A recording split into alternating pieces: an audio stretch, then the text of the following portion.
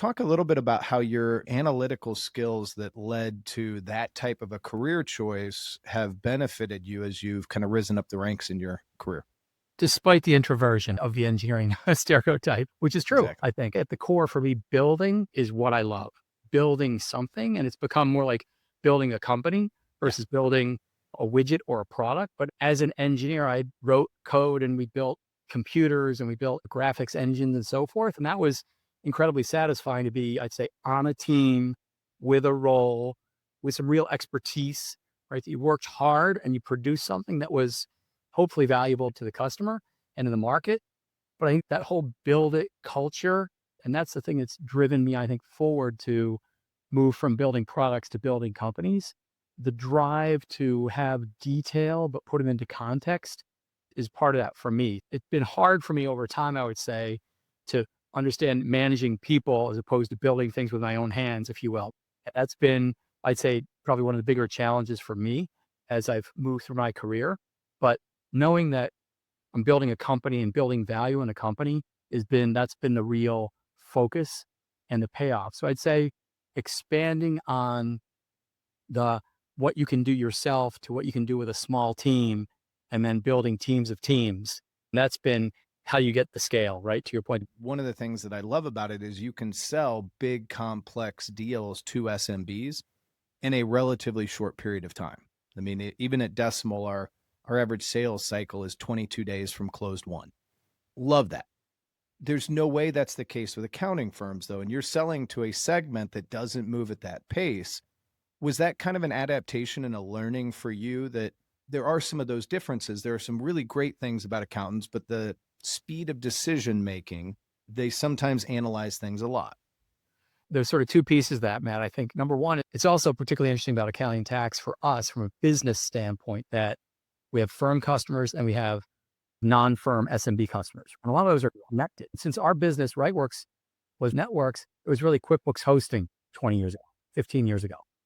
And it turns out that product, hosted QuickBooks software, was particularly valuable to people because they could meet in the cloud, share a file and not have to send the disk or not have to take the disk home on the weekend and close the books at the end of the month and tell their customer not to make any changes. So just the core value of the product was a collaborative capability along with security and other stuff that was, a firm connecting with its clients. So I think it's both a challenge to get that. It's more complicated to pull that all off. But once you do, it's much stickier. And to your point, I would say our time to close somebody who knows they want QuickBooks desktop hosting is 14 days because they call us, you guys are great, I want that. But we have sales teams calling on accounting firms who are trying to work their way through their technology transformation, their digital transformation. Are they ready to do that? Maybe they have an MSP, but that's not meeting their needs, or they've got their brother-in-law doing the IT and they're having a problem with CCH Access on April 15th, et cetera. So we show them and say, hey guys, we really understand your business, the applications that drive it, what your workflows are, what your needs are. Now, they're not going to be turning that thing on a dime and saying, great, I'm going to move my 15 users onto your platform. I think that part of our evolution as we've been more focused on firms and then working through firms to help their clients has been building thought leadership and really showing the profession that we're here for the long term and we're here to serve their needs, right? So it takes time and I'd love to always grow faster. You can't push on a rope, right? It's going to take time for a accounting firm or a set of partners who run an accounting firm to make a consensus decision, to make a move, to move their technology forward, move into the cloud, adopt a new technology. It's certainly being patient given the customer acquisition stuff is not as directly, it's not SEO, sign up, it's not software PLG freemium.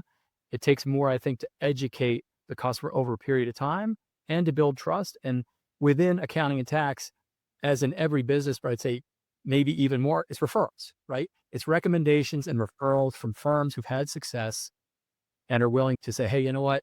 We went to Rightworks. It was great for us. We had a better tax season this year than last. And that's the most important thing we can do. So that is marketing. It is.